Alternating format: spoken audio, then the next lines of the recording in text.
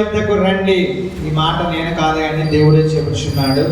ఇంకను మీ చుట్టుపక్కల ప్రాంతంలో కానీ మీ చుట్టుపక్కల బంధువులు కానీ ఎవరైతే రాతి గుండె కలిగిన వారికి దేవుడు ఆహ్వానం ఇస్తూ ఉన్నాడండి. దేవుని యొద్దకు రండి, అప్పుడు ఆయన మీ యొద్దకు వచ్చును.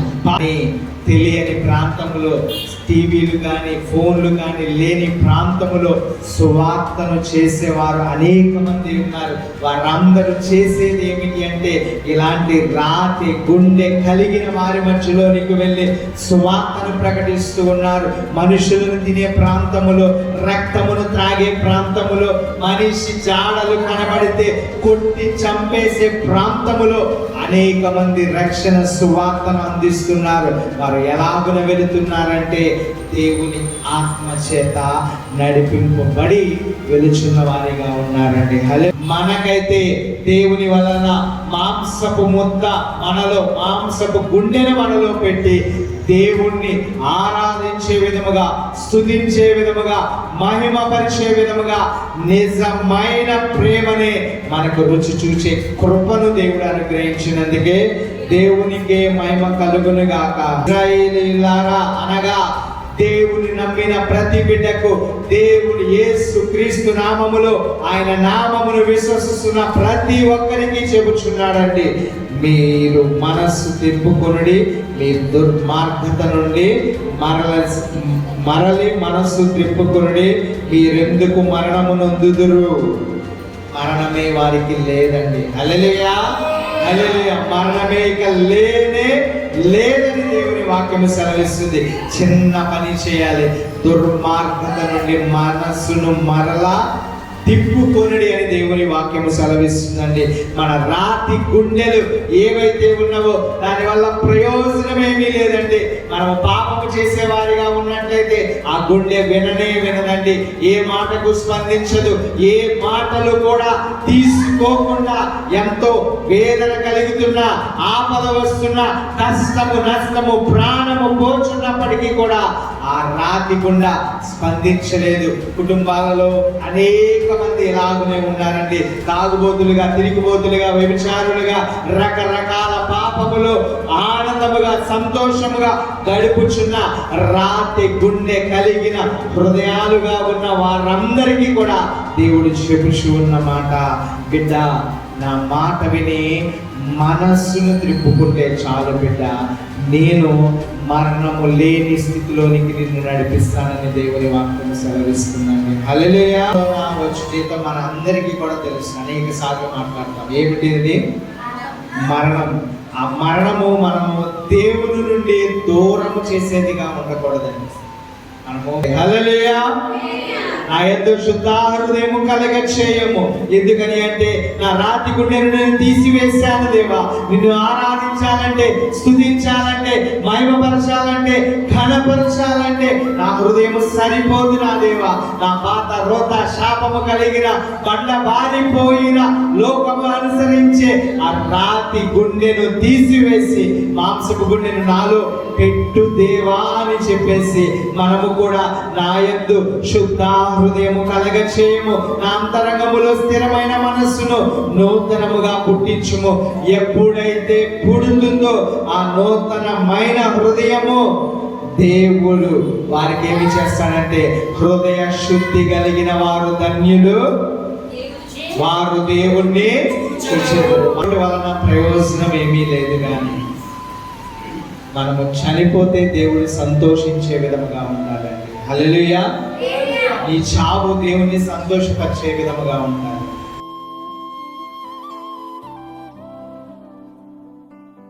దేవుడు మనందరితో మాట్లాడుచున్న మాట, మీ పాత హృదయాన్ని పాతి పెట్టుకోండి. ఏంటండి? పాతి పెట్టుకుంటే ఏమిస్తాడు దేవుడు? నూతనమైన హృదయాన్ని దయచేసే దేవుడు అయి ఉన్నాడు. హల్లెలూయా. మన దేవాది దేవుణ్ణి ఆరాధించాలన్నా, స్తుతించాలన్నా, మహిమపరచాలన్నా పూర్ణ హృదయముతోనే చేయాలి తప్ప వేరొక హృదయముతో మనము చేయకూడదు. నువ్వు చేసినా అది వ్యర్థమే.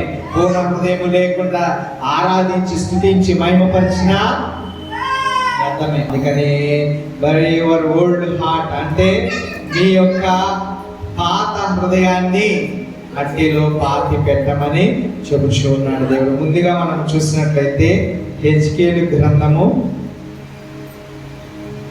36వ అధ్యాయము 26వ వచనం ఒకసారి చదువుదాం. నూతన హృదయము మీకు ఇచ్చేదను, నూతన స్వభావము మీకు కలుగజేసేదను, రాతి గుండె మీలో నుండి తీసివేసి మాంసపు గుండెను మీకు ఇచ్చేదను, నా ఆత్మను మీ అందుంచి నా కట్టడలను అనుసరించి వారిని గాను, నా విధులను గైకొని వారిని గాను మిమ్మును చేసేదను. హల్లెలూయా, హల్లెలూయా. నూతన హృదయము మీకు ఇచ్చేదను. ఏం చేస్తానని చెప్తున్నారండి దేవుడు? నూతన హృదయమును ఇచ్చి నూతన స్వభావము మీకు కలగజేసేదను. ఏ స్వభావం అండి? నూతన స్వభావమును కలగజేసేదను. అయితే మీరు చేయవలసిన పని ఏమిటి అంటే రాతి గుండె మీలో నుండి తీసివేయుడి. ఏ గుండె అండి? రాతి గుండె అంటే రాయి. రాతి అంటే రాయి అంటే పండగ మొద్దుబారిపోయిన, అసలు దేనికి స్పందించలేని, ఏ మాట చెప్పినా వినలేని హృదయం, కఠినముగా బండబారిపోయిన హృదయముగా ఏ హృదయం అయితే ఉంటుందో ఆ హృదయాన్ని దేవుడు పిలుస్తున్న మాట ఏమిటంటే రాతి గుండె అని దేవుని వాక్యము సెలవిస్తుంది. ఆ గుండెను, మీ యొక్క రాతి గుండెను తీసివేసి పాతి పెట్టిన వారిగా ఉన్నట్లయితే మాంసపు గుండెను మీకు ఇచ్చేదనని దేవుని వాక్యము సెలవిస్తుంది. ఏ గుండె ఇస్తాడండి? ఇప్పుడు మనలో ఏ గుండె ఉన్నది? ఏ గుండె ఉన్నదండి? రాతి గుండె ఉన్నవారు చేపైకెత్తండి. మీకు అందరికీ కూడా ఈ రోజున దేవుడు నూతనమైన మాంసపు హృదయము దయచేయును గాక. అలాంటి రాతి గుండెలన్నిటినీ కూడా దేవుడు ఏమి చేస్తూ ఉన్నాడంటే తన వాక్యము ద్వారా మాంసపు గుండెగా ఈ రోజున ప్రతి హృదయాన్ని మార్చి దేవుడు మీ గృహాలకు పంపించును గాక. చూసినట్లయితే దేవుణ్ణి మనం ఎలాగున ఆరాధించాలంటే కీర్తనకారుడు చెప్తూ ఉన్నాడు.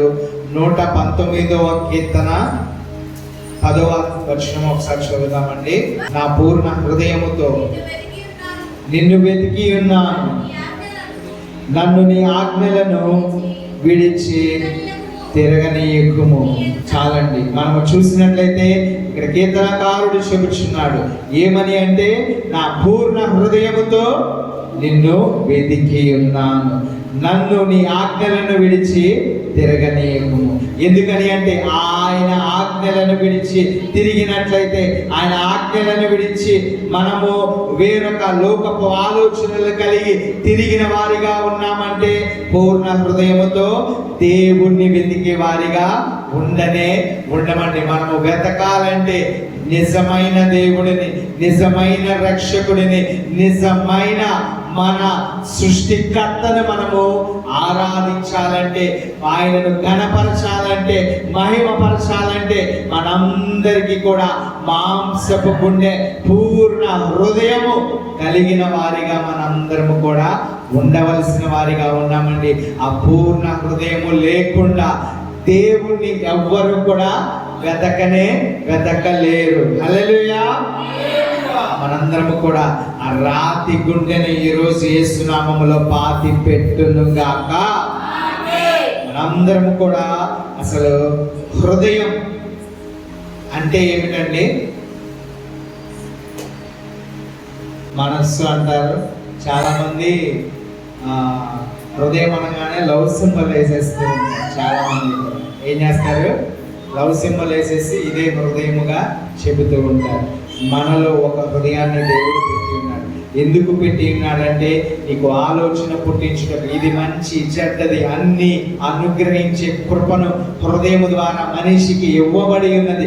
మనిషి ఆలోచన శక్తి ద్వారా ఇది నచ్చితే, అది మనస్సుకు నచ్చితే చేస్తాడు, మనస్సుకు నచ్చపోతే చెయ్యని వాడిగా ప్రతి మనిషి ఈరోజు లోకములో జీవిస్తూ ఉన్నాడండి. స్వతంత్రులుగా, హృదయము స్వతంత్రముగా, ఆలోచన స్వతంత్రముగా మన జీవితానికి దేవుడు అనుగ్రహించి ఉన్నాడు. వీటన్నిటిని కలిపి పాత రోత బండ బారిపోయిన ఆ యొక్క హృదయాన్ని తీసివేసి నూతన హృదయము, నూతన స్వభావముతో ఎవరైతే పూర్ణ హృదయముతో దేవుణ్ణి వెతుకుతారో వారికి నూరింతలు, వెయ్యింతలు, లక్షింతలు, కోట్లింతల ఆశీర్వాదము దేవుడు కలగ చేయునుగాక. మన హృదయము కేవలం ఒక అవయవమే కాదండి. యవనస్తులు చాలా మంది కూడా హృదయం గురించి వారికైతే బాగా తెలుస్తూ ఉన్నది. ఎందుకని అంటే హృదయముతో నా హృదయాన్ని నీకు ఇచ్చేస్తానని చెప్పేవారు చాలా మంది ఉంటారు. పురుషులలో ఉంటారు, స్త్రీలలో చాలా మంది కూడా యవన బిడ్డల ప్రేమను ఎలాగున వ్యక్తపరుస్తారంటే హృదయములో నుంచి వ్యక్తపరిచే విధముగా ఉంటుంది. హృదయములో నుంచి వ్యక్తపరిచే ప్రేమ ఏమి చేస్తుందంటే, ఏమి చేస్తుందండి? హృదయములో నుంచి వచ్చే ప్రేమ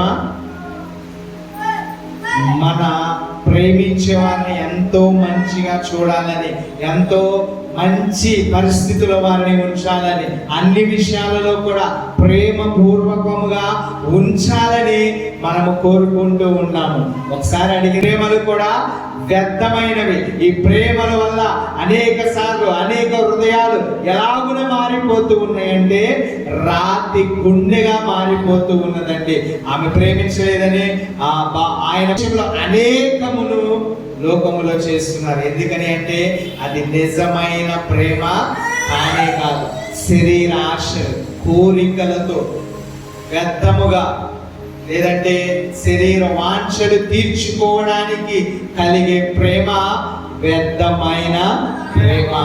మనకైతే దేవుని వలన మాంసపు ముద్ద మనలో, మాంసపు గుండెను మనలో పెట్టి దేవుణ్ణి ఆరాధించే విధముగా, స్తుతించే విధముగా, మహిమపరిచే విధముగా నిజమైన ప్రేమనే మనకు రుచి చూచే కృపను దేవుడు అనుగ్రహించినందుకే దేవునికే మహిమ కలుగును గాక. హల్లెలూయా. మన హృదయాలైతే లోకము వైపు చూడలేదండి. చూసినట్లయితే దేవుడు ప్రతి హృదయానికి కంచె వేయును గాక. హృదయము ఒక అవయవము కాదు కానీ ఒక మనిషి గుణగణాలను, అలాగనే ఇష్టాన్ని, ఆలోచనను, ప్రవర్తనను, క్రియలను అన్నిటినీ కూడా హృదయము ద్వారా చూపించగలిగే విధముగా మన హృదయము ఉండి ఉన్నదండి. ఎవరికైనా హృదయములో ఆలోచన పుట్టక మునిపే దేవుడు తెలుసుకుని ఉన్నాడు, ఎరిగిన వాడిగా ఉన్నాడండి. కానీ మనుషులు మనం ఏమనుకుంటామంటే నవ్వుతూ మాట్లాడుతూ ఉంటాము. పలకరింపులో కానీ, మాట్లాడే విషయంలో కానీ, ఏది చెప్పే విషయంలో కానీ ఎంతో సంతోషముగా, ఆనందముగా, నవ్వుతూ పలకరిస్తూ అన్నీ ఉంటాము. కానీ చాలా మంది హృదయంలో ఎలాగున ఉంటుందంటే ఆలోచన చెడుగా, అరే వీడి సంగతి నాకు తెలియదా, ఈమె సంగతి నాకు తెలియదా, వీరి బ్రతుకు నాకు తెలియదా, వీరు ఎలాగున బ్రతికి ఉన్నారో నాకు తెలియదా, వీరు ఏ స్థితిలో ఉన్నారో నాకు తెలియదా, నాకు చెప్పేవారిగా ఉన్నారు, నేను వినేవారిగా ఉన్నానా అనే ఆలోచన కలిగి చాలా మంది కూడా నవ్వుతూ సమాధానం ఇస్తూ ఉంటారు. ఎలాగనంటే సరే చాలా బాగా చెప్పావు, వింటాలే అని చెప్పేసి నెమ్మదిగా చెబుతూ ఉంటారు. హృదయ కపటము కలిగి వేషధారణ కలిగిన జీవితాలుగా అనేకము ఉండగా మనకైతే ఆ రాతి గుండెను యేసు నామములో పాతి పెట్టునుగాక. మనము బాధను అనుభవిస్తాము, హృదయముతో అనేక వాటిని అనుభవిస్తాము. చాలా మంది ఇక్కడ ఉన్నవారు కూడా బాధను అనుభవించేవారు ఉన్నారు, అవమానమును అనుభవించేవారు ఉన్నారు. శ్రమలో, ఇబ్బందిలో, ఆటంకములో వారి హృదయము కృంగిపోయి నిరాశతో, వేదనగా, భయముగా మారిపోయే విధముగా ఉండిపోచు ఉన్నదండి. చాలా హృదయాలు ఎలాగున ఉన్నాయంటే ఇంకా భరించలేకుండా ఉన్న స్థితిలో ఉన్నప్పుడు ఒక బాంబు పేలిపోతే ఎలాగుంటది, అలాంటి స్థితిలో ఉన్న వారు కూడా మన సన్నిధిలో ఉన్నారండి. యేసు నామములో వారి స్థితి పరిస్థితి మార్చబడును గాక. ఎలాగంటే ఒక బాంబు పేలితే ఎలా అయితే హృదయం పగిలిపోతుందో, ఒకరు ఆదరించేవారు లేక, ప్రేమించేవారు లేక, మాట్లాడేవారు లేక, ఈ ప్రేమను చూపించేవారు లేక పరిస్థితిలో ఉన్న వారందరినీ కూడా దేవుడు ఈ రోజున మాంసపు గుండెను ఇచ్చి నూతన స్వభావముగా వారి ఆలోచనలు, వారి క్రియలు, వారి యొక్క అన్ని కూడా మార్చివేసి పూర్ణ హృదయముతో దేవుణ్ణి వెతికే వారిగా దేవుడే ఈ రోజు పరిశుద్ధాత్ముడు మార్చునుగాక. హల్లెలూయా. హల్లెలూయా. చాలా మంది హృదయాలలో సుఖముగా ఉంటాయి, సంతోషముగా ఉంటాయి. ఎలాగనంటే ఒక 1000 టన్నుల బరువు పెట్టినా కూడా ఎంతో ఆనందముగా, సంతోషంగా, హాయిగా ఉండే వాళ్ళు చాలా మంది ఉంటారు. ఎందుకని అంటే వారిలో దేవుని వాక్యము ఉంటే వారి హృదయము సంతోషము, ఆనందముతోనే నిలిచి ఉంటుందండి. అందులోనే 33వ అధ్యాయము 11వ వచనం ఒకసారి చదువుదామండి. వారితో ఇట్లా, నా జీవము తోడు దుర్మార్గుడు మరణమునందుట వలన నాకు సంతోషము లేదు. దుర్మార్గుడు తన దుర్మార్గత నుండి మరలి బ్రతుకుట వలన నాకు సంతోషము కలుగును.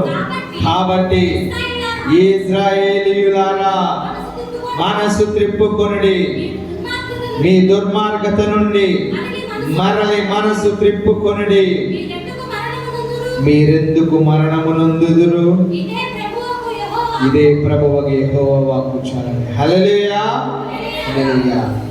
ఇశ్రాయేలీయులారా, మనసు త్రిప్పుకొనుడి, మీ దుర్మార్గత నుండి మరలి మనసు త్రిప్పుకొనుడి, మీరెందుకు మరణము నొందుదురు. మనం ఎందుకు మరణం పొందాలండి? మనం మరణం పొందవలసిన అవసరం ఏమైనా ఉందంటారా?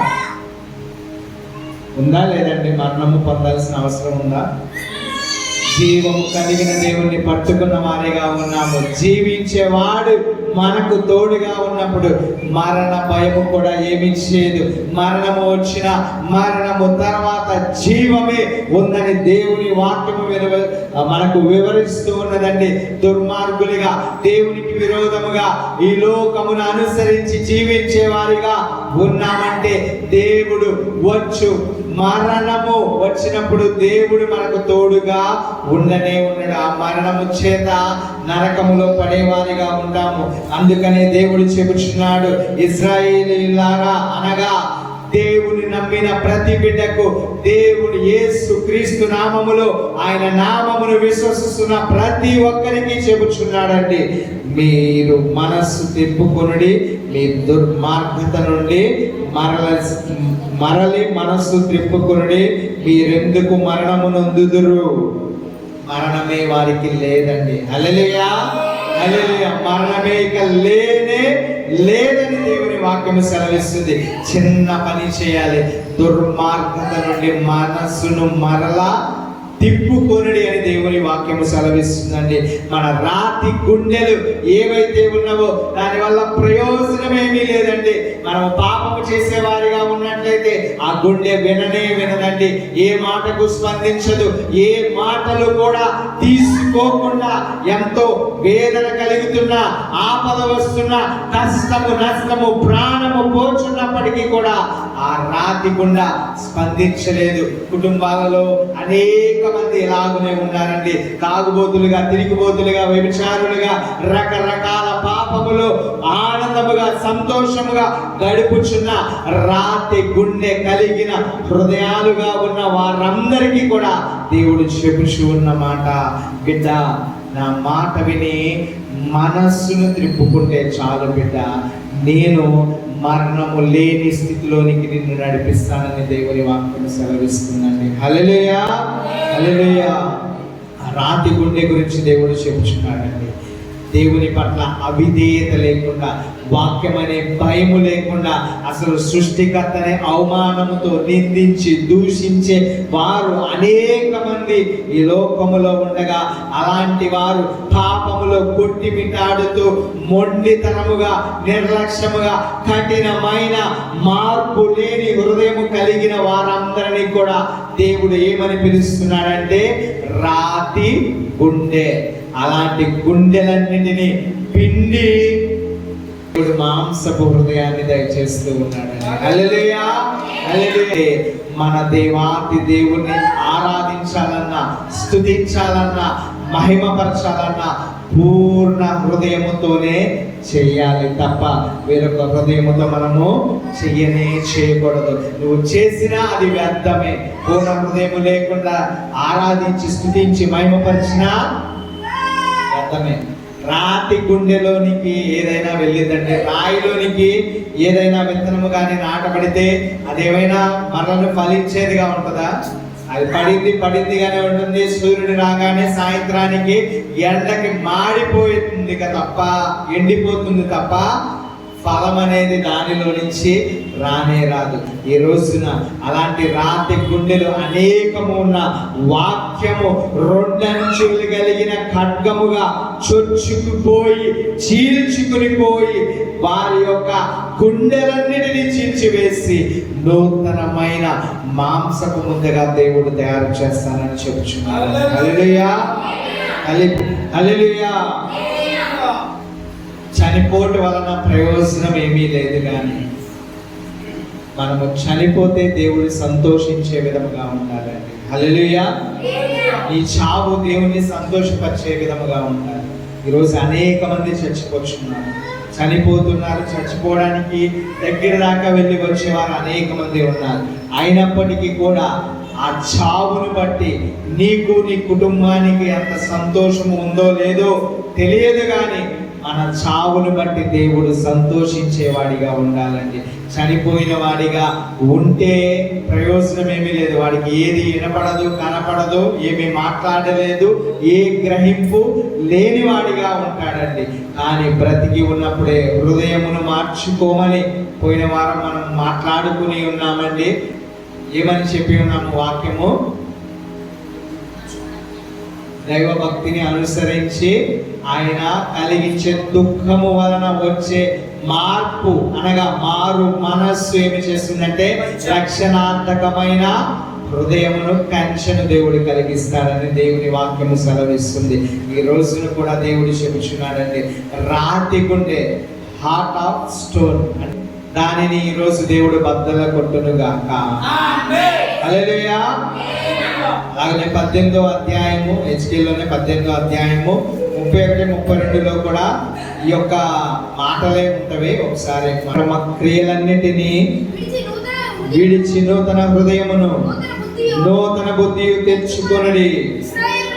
ఇశ్రాయేలీయులారా, మీరెందుకు మరణము నొందుదురు? ఇదే ప్రభువుకు యెహోవా వాక్కు. మరణము నొందువాడు,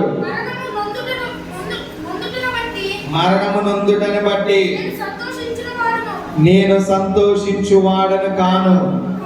కావున మీరు మనసు త్రిప్పుకొనుడి, అప్పుడు మీరు బ్రతుకుదురు.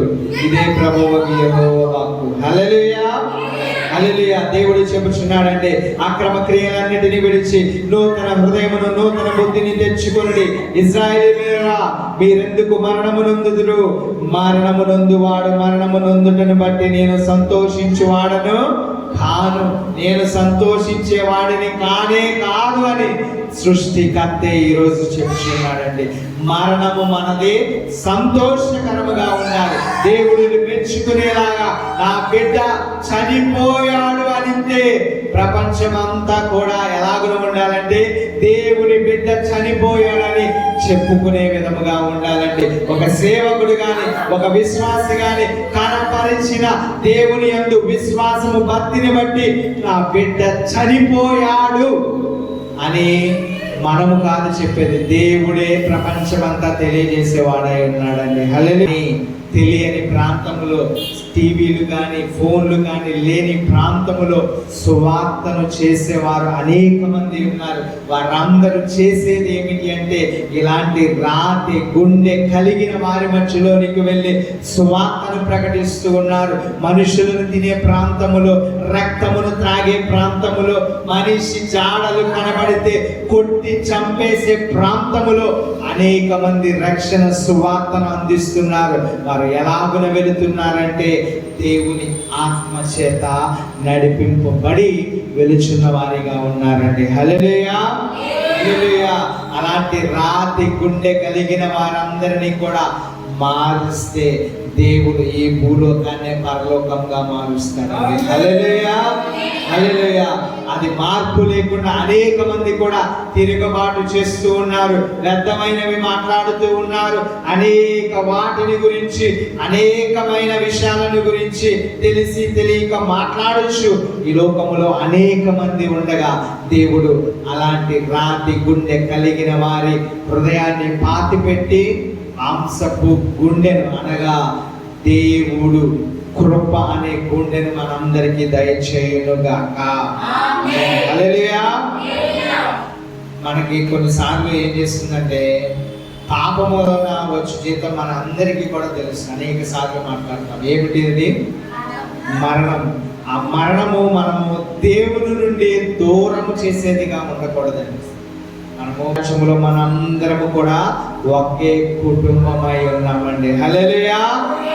అది ఏ కుటుంబం అంటే దేవుని కుటుంబము.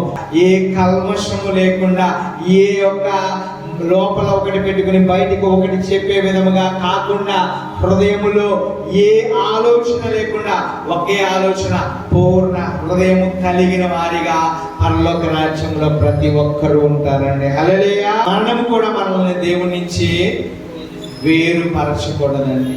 ఎందుకు వేరుపరచాలి? క్రైస్తవులుగా జీవిస్తున్నాం, భక్తి చేస్తున్నాము, విశ్వాసములో ఉన్నాము. చిన్న రాతి గుండెను మనలో నుంచి తీసివేసి ఆయన ఇచ్చే మాంసపు గుండెను పట్టుకుని కడ వరకు నిలిచిన వారిగా ఉన్నామంటే దేవుడు మన కొరకు గేట్లు తెరిచి సంతోషంగా పరుగులు వచ్చి హత్తుకునే దేవుడై ఉన్నాడండి. హల్లెలూయా, హల్లెలూయా. ఎప్పుడు అనగా మాంసపు హృదయము మీలో ఉన్నప్పుడు, పాత హృదయమును పాతి పెట్టినప్పుడు. హల్లెలూయా. అసలు చాలా మంది ఏం చేస్తుంటారంటే పాత హృదయాన్ని పాతి పెట్టేసేయమని చెబుతూ ఉంటారు పక్కన. సపోజ్ నేనే ఇక్కడ పాత హృదయాన్ని అక్కడ పెట్టినప్పుడు కొన్నిసార్లు అవసరం వచ్చినప్పుడు ఏం చేస్తామంటే మరలా వెళ్ళి ఆ హృదయాన్ని పెట్టుకుని మళ్ళీ బయటికి వెళ్ళిపోతూ ఉంటాము.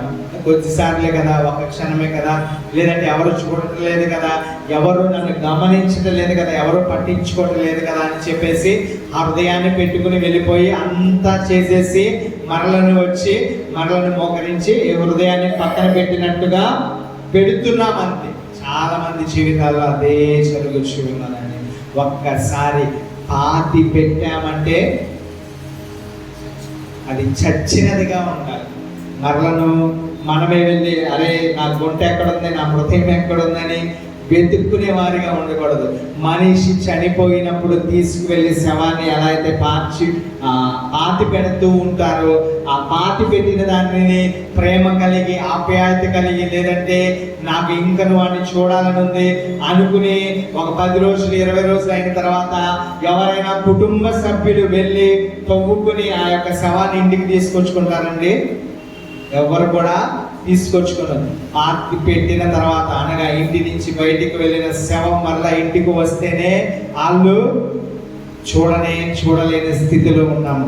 అందుకని మనము పాతి పెట్టడం అంటే తీసి పారవేసి ఇంకా చచ్చినది.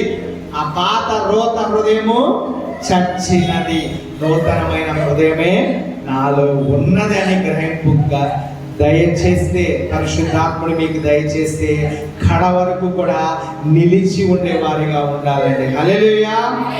ఒకసారి మాంసపు హృదయం కలిగిన వారు కూడా ఎలాగున ఉంటారంటే వారందరూ కూడా దేవుని చిత్తానికి లోబడి, ఇప్పుడు మాంసపు హృదయం కాకుండా రాతి గుండెని ఇంగ్లీష్లో ఏమనుకున్నామండి? హార్ట్ ఆఫ్ స్టోన్ అంటే బండబారిపోయిన గుండె. తర్వాత మాంసపు గుండెని ఏమంటారంటే హార్ట్ ఆఫ్ ఫ్లెష్, మాంసపు గుండె అనే అర్థము దానికి. దేవుని వాక్యమును విధేయత కలిగి వినిన వారందరూ కూడా మాంసపు గుండె కలిగిన వారే. హల్లెలూయా. దేవుడు పిలుస్తున్నప్పుడు, దేవుని వాక్యం మనలోనికి వస్తున్నప్పుడు స్పందించి దానిని తీసుకునే హృదయము కలిగిన వారే మాంసపు గుండె కలిగిన వారు. హల్లెలూయా. రాతి గుండెలో ఎన్ని వెళ్ళినా కూడా ఏమి జరిగిందంటే రివర్స్ వచ్చేసింది. ఏంటంటే నేను చెప్తున్నాను ఇప్పుడు, ఆ మాట మీ హృదయాలు దాకా వచ్చినాయి అనుకోండి, మాంసపు గుండె కలిగిన వారి హృదయాలు అయితే మెత్తగా ఉంటుంది. కాబట్టి ఫ్లష్ అంటే మాంసం ఎలాగుంటుంది, మెత్తగా ఉంటుంది కాబట్టి చొచ్చుకుపోయి లోపల గుచ్చుకుపోయి ఉండిపోతుంది. అదే రాతి గుండె అనుకోండి, మనం ఎలాగనే వేసామనుకోండి, అది తిరిగి వచ్చి మళ్ళీ పాస్టర్ గారికి వచ్చి గుచ్చుకునేదిగా ఉంటుంది. హల్లెలూయా, హల్లెలూయా. వాక్యము నిలవలేకుండా ఉండేదే రాతి గుండె. వాక్యము నిలిచి స్పందించే విధముగా, దేవుని మాటకు లోబడే విధముగా, తీసుకునే విధముగా, గ్రహించే విధముగా, అన్నిటినీ కూడా దేవుని నాకు చెప్పుచున్నాడు, దేవుని వాక్యమే నా కొరకు అని ఆ గ్రహింపు కలిగి ఆ మాంసపు గుండెలో వాక్యం అనే విత్తనము నాటితే ఎలాగున ఉంటుందంటే జీవవృక్ష ఫలములు తినేంత వరకు ఆ యొక్క విత్తనము నడిపించేదిగా ఉంటుంది. హల్లెలూయా, హల్లెలూయా. అందుకే నువ్వేమి చేయాలంటే రాతి పెట్టాలి. పాత రోత గుండెను అనగా రాతి గుండెను పాతి పెట్టవలసిన వారిగా ఉన్నామండి. హల్లెలూయా. సరే, మత్తయి సువార్త 13వ అధ్యాయము 3 నుంచి 8 వరకు ఒకసారి చదువుతామండి. ఆయన వారిని చూచి చాలా సంగతులను ఉపమాన రీతిగా చెప్పెను. ఎట్లనగా, ఇదిగో విత్తువాడు విత్తుటకు బయలు వెళ్ళెను. వారు విత్తుచుండగా కొన్ని విత్తనములు త్రోవ పక్కన పడెను. పక్షులు వచ్చి వాటిని మృంగివేసెను. కొన్ని చాలా మన్ను లేని రాతి నేల పడెను. అక్కడ మన్ను లోతుగా ఉండినందున అవి వెంటనే మొలిచెను. గాని సూర్యుడు ఉదయించినప్పుడు అవి మాడి వేరులేనందున ఎండిపోయెను. కొన్ని ముండ్ల పొదలు పడెను. ముండ్ల పొదలు ఎదిగి వాటిని అణిచివేసెను. కొన్ని ఈ రోజున దేవుని వాక్యము వినుచున్న మంచి నేలగా మీరందరూ ఉన్నారు. ఆ నేల గురించి దేవుడు చెప్తున్నాడు. శ్రద్ధగా వినండి, చదవనమ్మా. కొన్ని మంచి నేలను పడి ఒకటి 100 ఒకటి 60 ఒకటి 30 ఫలించెను. హల్లెలూయా, హల్లెలూయా. దేవుని సన్నిధి అనే మంచి నేలలో మీరు ఉన్నారంటే ఆ వాక్యము చొచ్చుకుని పోయి మంచి నేలగా దున్ని దేవుడే విత్తనము నాటేవాడై ఉన్నాడండి. హల్లెలూయా, హల్లెలూయా. అలాగున విత్తినప్పుడు అవి మొలుస్తున్న సమయంలో 100 60 30 ఫలించే వారిగా ఉన్నారండి. హల్లెలూయా. చూసినట్లయితే కొన్ని విత్తనాలు ఎలాగున ఉన్నాయి అంటే, కొన్ని విత్తనాలు త్రోవ ప్రక్కన పడవేస్తున్నాం. అవి ఏం చేసి ఉన్నాయంటే పక్షులు వచ్చి తీసుకుని వెళ్ళిపోయి తినేస్తూ ఉన్నాయండి. హల్లెలూయా. ఏం చేస్తున్నాయంటే తినేస్తూ ఉన్నాయి. నాకు కూడా నా జీవితంలో ఒక దర్శనం, మొదటి దర్శనంగా దేవుడు చూపించి ఉన్నాడు. నేను ప్రార్థన చేస్తున్న సమయంలో దేవుడు మొదటిసారిగా దేవుడు ఒక దర్శనము నాకు ఇచ్చి ఉన్నాడు. ఎలాగో దర్శించి ఉన్నాడు, నేను చూస్తూ ఉన్నానంటే ఆ దర్శనాన్ని మాస్టర్ గారు వచ్చారు కదా, మన ఫస్ట్ యానివర్సరీ సెకండ్ యానివర్సరీకి. ఆ మాస్టర్ గారు ఆయన పొలంలో విత్తనాలు చల్లుతూ ఉన్నారు. అయితే దేవుడు నన్ను ఏమి చేసి ఉన్నాడంటే, మొదటిగా ఒక చోట రోడ్డు మీద నిలబడి ఉన్నాను. నా వెనకాల ఒక పెద్ద నీడ ఎంత అంటే ఒక 10 అంతస్తులంత ఎత్తుగా బలముగా ఒక నీడ చీకటిగా ఉన్నది. ఆయన నా వెనకాల నిలబడి ఉన్నట్లుగా నాకు తెలియట్లేదు, కానీ అంటే నాకు ఏదో వస్తుంది ఒక శక్తి అని నేను అనుకుంటూ ఉన్నాను. అలాంటి సమయంలో చూస్తున్నప్పుడు, నేను నడుస్తున్నప్పుడు ఆయన నా ఎదురుగా వచ్చి ఉన్నారు. పాస్టర్ గారు వచ్చినప్పుడు ఒక కొరడాను ఇలాగునే ఇసిరారు. ఇసిరిన తర్వాత అది నాకు తగలకుండా వెనకాల ఉన్న దానికి తగిలి అది మాయమైపోయి ఉన్నదండి. హల్లెలూయా, హల్లెలూయా.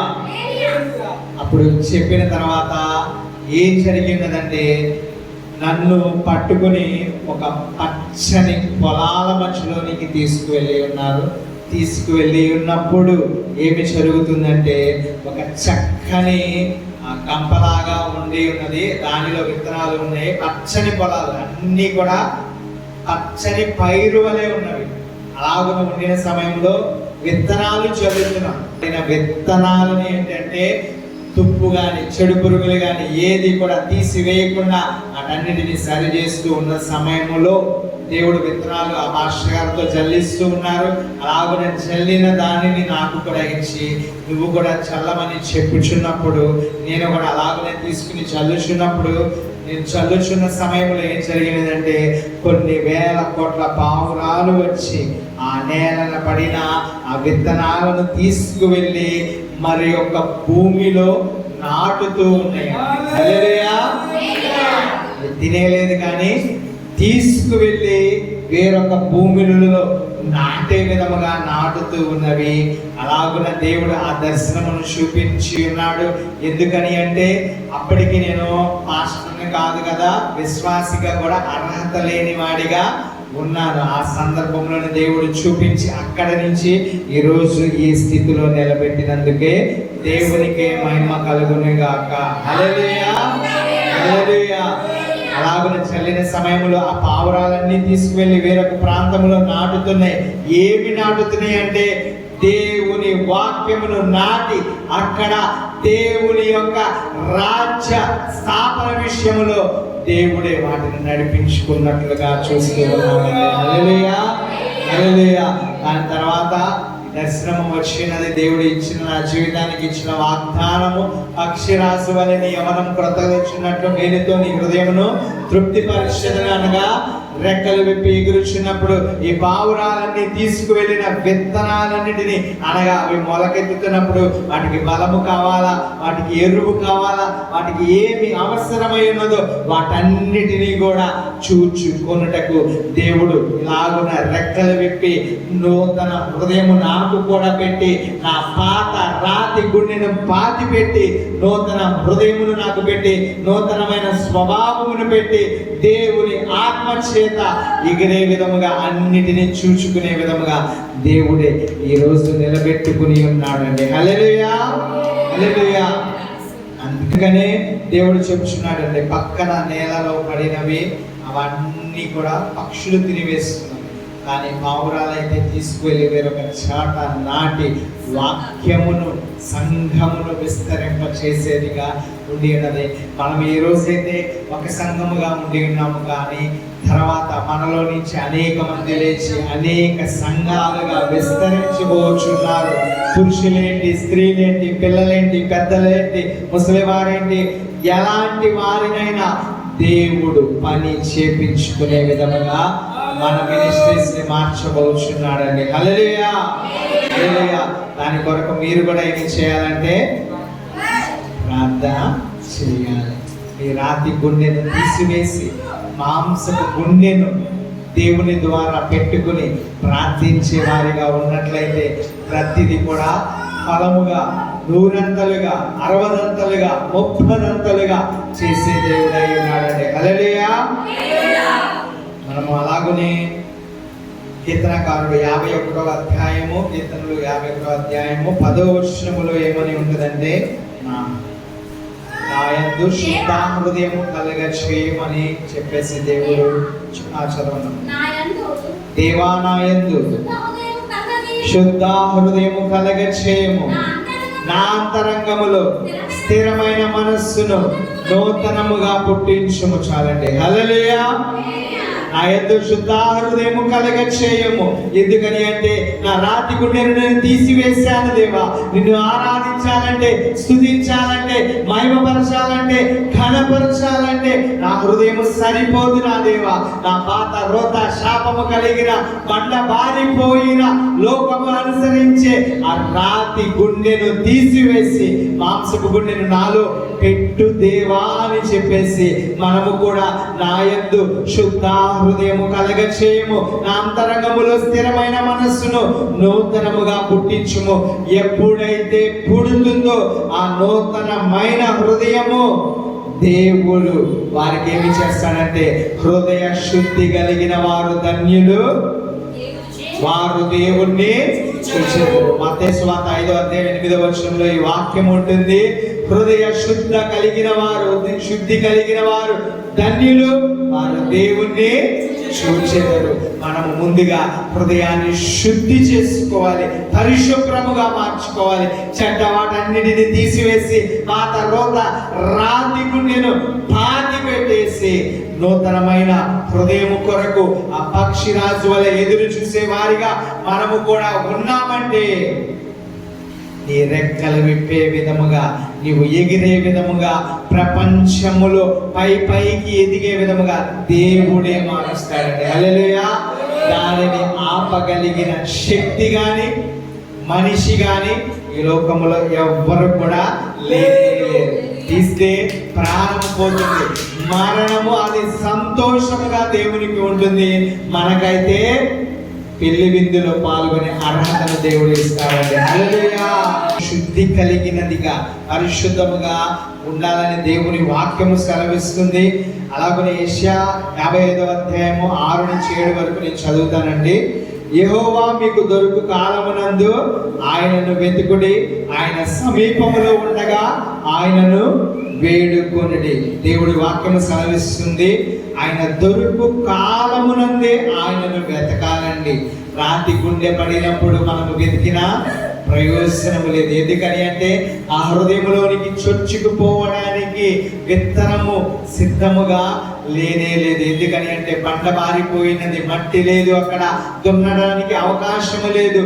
అది ఏమి చేయాలంటే పగలగొట్టి దానిని తీసివేసి మట్టిగా మార్స్తేనే అక్కడ విత్తనము మొలకెట్టడానికి అవకాశం ఉండేది. అందుకనే యెహోవా దొరుకు కాలముందు ఆయనను వెతుకుడి, ఆయన సమీపంలో ఉండగా ఆయనను వేడుకొనుడి. భక్తిహీనులు తన మార్గములను విడవలెను, దుష్టులు తమ తలంపులను మానవలెను. వారు యెహోవా వైపు తిరిగిన ఎడల ఆయన వారి యందు జాలిపడును. వారు మన దేవుని వైపు తిరిగిన ఎడల ఆయన బహుగా క్షమించును. హల్లెలూయా. లోకంలో అనేక మంది రాతి గుండెలుగా ఉన్నారండి. ఒక్కసారి దేవుని దగ్గరికి వస్తే ఆయన ఏం చేస్తారంటే, క్షమించి రాతి గుండెను తీసివేసి పాతి పెట్టేసి మాంసపు గుండెని ఇచ్చే దేవుడు అయి ఉన్నాడండి. హల్లెలూయా. ఈరోజు మన సన్నిధిలో కూడా అన్యులుగా అనేక మంది ఉన్నారండి. ఆచారాలను, అన్ని అలవాట్లను విడిచి వచ్చి ఉంటే దేవుడు క్షమించి మాంసపు గుండెను వారికి పెట్టి ఈ రోజున యెహోవాను వెతికే వారిగా, యెహోవా వలన కృపను, ప్రేమను అన్నిటినీ పొందుకునే వారిగా, ఆయన సమీపముగా ఉన్నప్పుడే వేడుకొని ఆయన దగ్గర నుంచి అన్నిటిని అనుభవించే వారిగా, మాంసపు గుండె కలిగిన వారిగా దేవుడు మనల్ని మార్చి ఉన్నాడండి. హల్లెలూయా. హల్లెలూయా. 2 కొరింథీయులకు 3వ అధ్యాయం 3వ వచనం చదువుదాం. రాతి పలకల మీద గాని సిరాతో గాని రాయబడక మెత్తని హృదయములను పలక మీద జీవము కలిగిన దేవుని ఆత్మతో మా పరిచర్య మూలముగా రాయబడిన క్రీస్తు పత్రికయే ఉన్నారని మీరు తేటపరచబడుచున్నారు. హల్లెలూయా. రాతి పలకల మీద గాని సిరాతో గాని రాయబడక, అవి ఉంటాయి, ఉండక పోతాయి. ఇక్కడ దేవుడు చెప్తున్నాడు, రాతి పలకల మీద గాని సిరాతో గాని రాయబడక మెత్తని హృదయములు అను పలక మీద జీవము కలిగిన దేవుని ఆత్మతో, ఆయన ఆత్మతో ఎప్పుడైతే ముద్ర వేయబడుతూ ఉన్నదో నీ హృదయములో, ఆ మాంసపు గుండె ఎలాగున మారిపోతుందంటే అనేక మంది రాతి గుండెలను మార్చడానికి, అనేక వేదన గుండా వెలుచున్న వారిని, అనేక బాధలు అనుభవిస్తున్న గుండెలను, వాటన్నిటినీ కూడా దేవుని సన్నిధికి, దేవుని దగ్గరకు నడిపించే విధముగా దేవుడే మారుస్తాడండి. హల్లెలూయా, హల్లెలూయా. మన చుట్టూ అనేక మంది రాతి గుండెగా చనిపోతే ప్రయోజనమేమీ లేదు. దుర్మార్గులుగా చనిపోతే దేవుడు మెచ్చుకొనడు. ఆ మరణము సంతోషకరమైన మరణము కాదు, కానీ దేవుడు మెచ్చే మరణముగా ఉండాలంటే దేవుని సన్నిధిలో వాక్యమును అనుసరించి జీవించినట్లయితే దేవుడు మరణము తర్వాత జీవమును ఇచ్చేవాడై ఉన్నాడండి. హల్లెలూయా. యాకోబు రాసిన పత్రిక 4వ అధ్యాయం 8వ వచనం చదువుతాం.